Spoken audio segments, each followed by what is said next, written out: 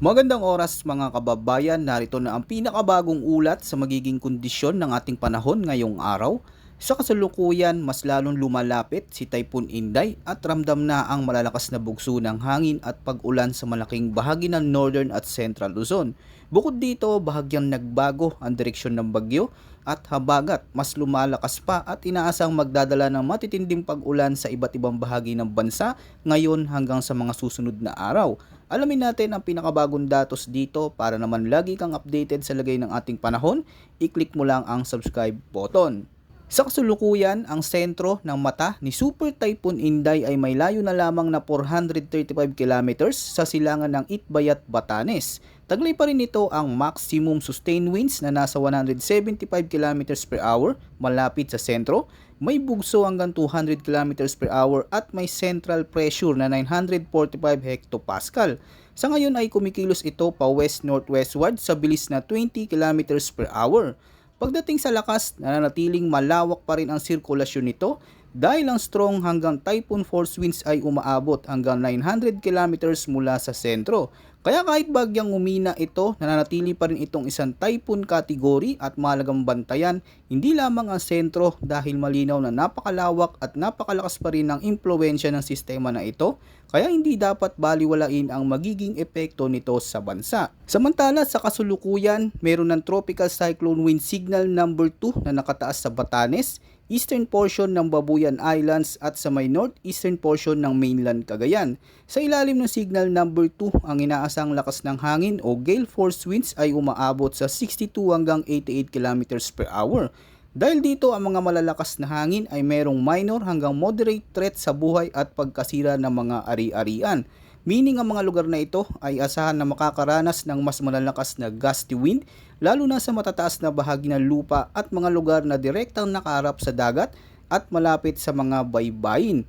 Nasa ilalim naman ng tropical cyclone wind signal number 1 ang mga lugar sa nalalabing bahagi ng Babuyan Islands, nalalabing bahagi ng mainland Cagayan, Isabela, northeastern portion ng Quirino, gayon din sa may Apayao, the northern portion ng Abra, Kalinga, eastern portion ng Mountain Province, eastern portion ng Ifugao, Ilocos Norte, the northern portion ng Aurora, at sa may northern and central portions ng Catanduanes. Sa ilalim ng signal number 1, ang inaasang lakas ng hangin ay umaabot sa 39 hanggang 61 kilometers per hour at may minimal to minor na banta sa buhay at ari-arian.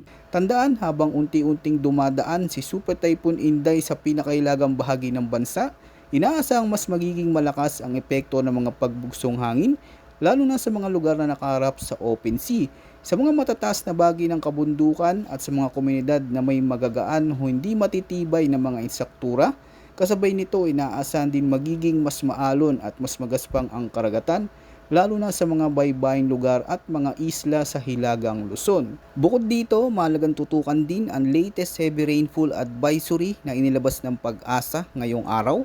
Inaasang makakaranas ng heavy to intense rainfall na abot sa 100 hanggang 200 mm ng ulan ang Occidental Mindoro at Antique. Samantala, moderate to heavy rainfall na nasa 50 hanggang 100 mm naman ang inaasang babagsak sa Metro Manila, Bataan, Cavite, Batangas, gayon din sa may Oriental Mindoro, Romblon, Palawan, Aklan, Capiz, Iloilo, Guimaras, Negros Occidental, Negros Oriental, Zamboanga del Sur, Lanao del Norte at Lanao del Sur. Pagsapit naman ng bukas, July 11, Saturday, mas lalawak pa ang lugar na maaring makaranas ng matinding pag-ulan na abot sa 100 hanggang 200 mm ng buhos ang mga lugar sa Occidental Mindoro, Zambales at Bataan. Habang 50 hanggang 100 mm naman ang posibleng maranasan sa La Union, Pangasinan, Benguet, Tarlac, Pampanga, Bulacan, gayon din sa may Metro Manila, Rizal, Cavite, Batangas, Oriental Mindoro, Romblon, Palawan, Antique, Aklan, Capiz, Iloilo, Guimaras, Negros Occidental at sa may Negros Oriental. At pagsapit naman ng July 12, Sunday, nanatiling mataas ang tsansa ng malalakas na pag-ulan sa Occidental Mindoro, Zambales at Bataan, kung saan posible pa rin umabot sa 100 hanggang 200 mm na dami ng ulan. Samantala, 50 hanggang 100 mm naman ng ulan ang tatama sa La Union, Pangasinan, Benguet, Tarlac, Gayon din sa may Pampanga, Bulacan, Metro Manila, Rizal, Cavite, Batangas, Oriental Mindoro, Romblon, Palawan, Aklan at sa may Antique. Mahalagang tandaan na maaari pang mas mataas ang aktwal na dami ng ulan sa mga kabundukan at matataas na lugar dahil sa epekto ng terrain. Bukod dito sa mga lugar na ilang araw nang nakakaranas ng tuloy-tuloy na pag-ulan, mas mataas ang banta ng pagbaha, pagguho ng lupa at mabilis na pag-apaw ng mga ilog at sapa. Para naman sa lagay at kondisyon ng hangin at karagatan sa Southern Luzon, Visayas at Ilaga at silangang bahagi ng Mindanao, inaasahan ng moderate to strong winds na magmumula sa west to southwest. Ang coastal water dito ay moderate to rough na may taas ng alon na maaaring umabot sa 1.5 hanggang 3.4 meters. Samantala, sa nalalabing bahagi ng Luzon, light to moderate winds naman ang iiral mula sa southwest. At ang coastal water condition dito ay slight to moderate na may taas ng alon na nasa 0.6 hanggang 2.1 meters. Dahil sa ganitong sitwasyon, pinapayuhan ng maliliit na sasakyang pandagat na mag-ingat sa paglalayag dahil pwedeng maging mapanganib ang paglalayag lalo na kung may nabubuong thunderstorm sa paligid. At sa nalalabing bahagi ng Mindanao, light to moderate winds ang inaasahan mula northwest to west. Ang coastal water dito ay slight to moderate na may taas ng alon na aabot sa pagitan ng 0.6 hanggang 1.5 meters. Tandaan, kapag may namuong malalakas na ulap, posible ang bigla ang gusty winds, pagkulog at pagkidlat at mabilis na pagtaas ng alon, kaya maging alerto lalo na sa mga lugar na maaring tamaan ng localized thunderstorm at sa mga kalapit na baybayin. Ngayon, dumako naman tayo sa latest track and intensity outlook ni Typhoon Inday. Mahalagang tandaan na hindi lamang ang mga lugar na malapit sa forecast track o sa posibleng landfall area ang maaring makaranas ng malakas na ulan at mapaminsalang hangin. Dahil sa lawak ng sirkulasyon ni Inday, posibleng maranasan ng mga epekto nito kahit sa mga lugar na nasa labas ng forecast confidence cone. Bukod dito, pwede ding magkaroon ng pagbabago sa magiging track ng bagyo habang patuloy itong kumikilos. Sa kasulukuyang forecast track, inaasang magpapatuloy si Inday sa kanyang northwestward movement habang nanatili sa ibabaw ng Philippine Sea. Habang kumikilos ito, inaasang pinakamalapit itong dadaan sa extreme northern Luzon mamayang gabi hanggang Sabado ng umaga, July 11. Bagamat hindi inaasang direktang tatawid sa malaking bahagi ng Luzon, sapat ang lawak ng sirkulasyon ng bagyo upang maramdaman pa rin ang epekto nito sa maraming lugar sa bansa.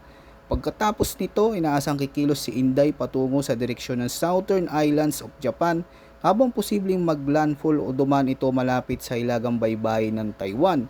Pagkatapos ay tuluyan na itong lalabas sa Philippine Area of Responsibility o PAR pagsapit ng Sabado ng umaga hanggang hapon, bago inaasang maglandfall sa eastern coast ng mainland China pagsapit ng Sabado ng gabi o madaling araw ng Linggo.